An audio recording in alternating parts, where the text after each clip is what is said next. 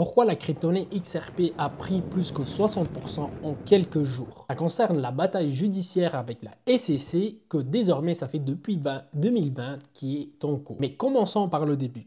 La SEC et Ripple se sont engagés dans une bataille judiciaire concernant l'émission de la vente de XRP, une crypto-monnaie associée à Ripple Labs. Et la SEC est l'agence gouvernementale américaine chargée de réglementer et de faire respecter les lois sur les valeurs mobilières, y compris les titres financiers. En décembre 2020, la SEC a intenté une action en justice contre Ripple Labs, société qui développe la technologie blockchain et le protocole de paiement XRP. La SEC affirme que Ripple a violé les lois fédérales sur les valeurs mobilières en émettant et en vendant XRP en tant que titre non enregistré, sans les autorisations nécessaires. Selon la SEC, XRP est considéré comme une valeur mobilière, devrait donc être soumis aux lois sur les valeurs mobilières. De son côté, Ripple nie les accusations et affirme que XRP ce n'est pas une valeur mobilière et une crypto-monnaie similaire à Bitcoin et Ethereum. Ripple soutient que XRP a une fonction d'utilité au sein de son écosystème et ne représente pas un investissement dans le succès ou les activités de Ripple. Cette affaire a suscité beaucoup d'attention dans le domaine des crypto-monnaies et de la réglementation financière. Les deux parties ont présenté des arguments juridiques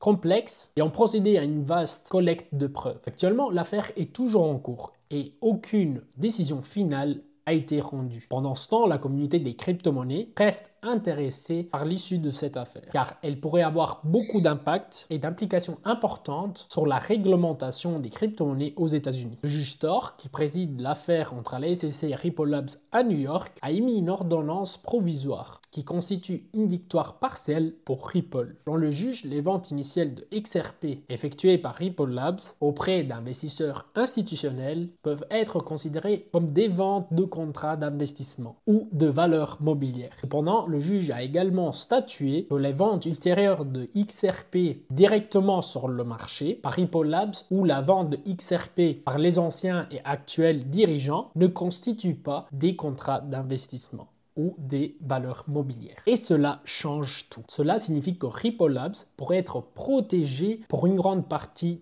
des ventes si cette interprétation était confirmée définitivement. De plus, cette interprétation pourrait également protéger les ventes de XRP par le bias d'échange tiers qui avait été suspendu par de nombreux exchanges américains en raison de ce litige. L'affaire n'est pas encore terminée. Il n'est pas clair s'il y aura des autres développements ou si les deux parties se considéreront satisfaites. En ce qui concerne les ventes institutionnelles, il faudra attendre un jugement sommaire comme demandé par la SEC. Pour les autres ventes, il ne sera pas possible d'obtenir un jugement sommaire car le juge a nié la consistance matérielle des faits. L'affaire se poursuivra avec des nouveaux développements. Pour l'instant, les marchés réagissent positivement à cette nouvelle car des autres crypto-monnaies qui avaient été considérées des valeurs mobilières ou securities, malgré cette victoire partielle pour Ripple, aujourd'hui ne sont plus impactées par ça. Les amis, n'hésitez pas à laisser un commentaire. Pour aujourd'hui, c'est tout. Laissez un like si la vidéo vous a plu